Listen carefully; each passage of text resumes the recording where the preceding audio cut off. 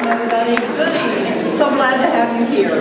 I want you to know that it's possible that I am the only dental hygienist you've ever met that can grow hair on the bottom of one of my feet.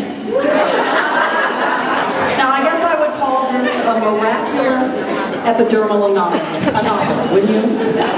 So I want you to picture me on the beach, laid back in the sun, feet out, enjoying the waves and the sand and the birds and all that, while people walk by in front of me doing this.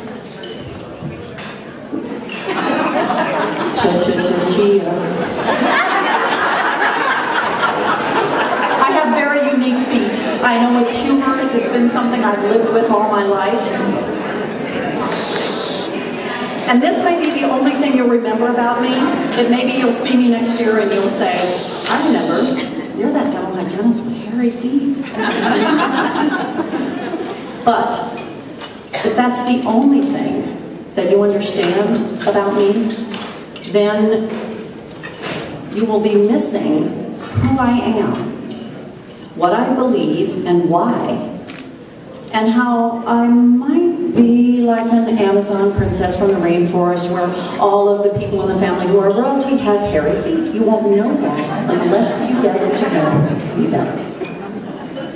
Because without adequately understanding my cultural differences, you, as a practitioner, might make inaccurate assumptions about me as a patient. For instance, you might not adequately understand my flossing or, for that matter, my shaving habits. But Toni Adams is a woman who has made it her professional life goal to change dental hygienist habits when it comes to cultural competency. The interesting thing about Toni is that she is an incredibly reluctant hero. Toni is still surprised that she has made a huge impact in hundreds of dental hygienists' lives through her writing. She went to dental hygiene school 36 years ago, and when she learned she could no longer practice, she went back to school, got a baccalaureate degree, and then a master's degree in communication studies. She's now the author of an upcoming textbook on intercultural communications. She's an incredibly dynamic woman with skills that are so unique to dental hygiene. Toni believes that the best way to be a mentor is to be a friend first. She also believes that you need to lead by example, which is why it's not so much when we are a mentor or being mentored exactly what we learn, but sometimes it's just having someone there that supports us to reach our full potential. And so Toni, through her writings, fully believes that in communicating to the rest of us in dental hygiene, she can actually enhance our individual process of care. Now, Toni can tell her story so much better than I can. Suffice it to say that Sonicare and Penwell fully believe that we are introducing you to tonight to a woman, if you haven't already met Toni, is absolutely remarkable within our profession, and we want to share with you her passion and her dedication. So please welcome tonight the 2009 Sonicare RDH Mentor of the Year, Toni Adams. Wow. That's been my operative word this year. Every time I turn around, there's something to say wow about. And this is the biggest wow of all. I thank you all for being here. And first of all, thank you to Phillips and to Gail. When I got the call from Gail about this award, to say I was stunned is an understatement. My husband had to pick me up off the floor. First of all, because Kathy didn't tell me that she was nominating me, so I had no clue. Of course I am excited. And I just spoke with Kristen Summers, who was Mentor of the Year a few years ago, and she told me it took her a year to come down from this. And it really helped me a lot because now I understand and feel more normal.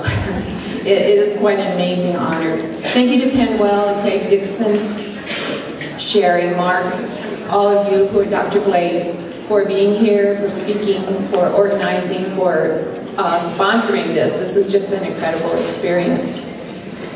I want to thank Kathy Seckman for nominating me. Kathy is an amazing woman in her own right, very accomplished, very talented, very gifted person. And to have someone like that feel that I'm her mentor is an honor in itself. To be invited to be her mentor is an honor. So in a way, tonight I'm being honored for being honored. I want to thank my parents who couldn't be here, but who will see this on video, as my mother has reminded me numerous times to be sure that she gets to see the video. I want to thank my husband, John, who's here.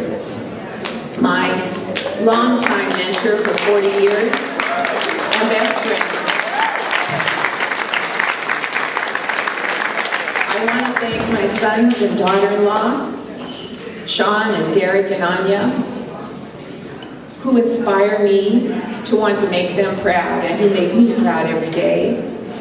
And especially I want to thank my little granddaughter Katya, who's 4 years old, and the light of our lives. And even at 4 years old, she mentors me. For who of us don't learn from the wonderful children in our lives? I'd also like my nephew Amanda, thank you to my nephew William Segrist, who's here tonight, and his fiancée Amanda, who will be married in a few weeks. I get to go. Love weddings. And to all of you who come tonight, thank you so much. I really appreciate your being here.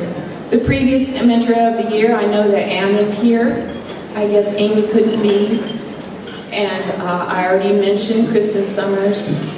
Thank you for being here and thank you for understanding what an honor. And as Anne told me, she still feels the honor and the responsibility of this award. And it definitely is. And I'm still coming to terms with it. But it is wonderful. So I did wonder, when Gail called me, I started thinking, what is a mentor? I wondered about that. Because how is being a mentor different from being a friend? And how is it different from being a teacher? And how are mentor and mentee different from each other? That was I struggled with this a lot. And I came up with the conclusion that they are reciprocal. And that they are in different ways for different people. But with Kathy, I was fortunate that the person who nominated me is someone who is, among all of her gifts, a wonderful writer. So I just would encourage all of you to, if you have a mentor, and I'll just bet you all have, if you are a mentor, and I'll just bet you all are, then continue to do it. Nominate your own mentors for this award because it is an amazing experience, one that can't be described, and give them this honor. And I thank you again, and I just have one more word. Wow.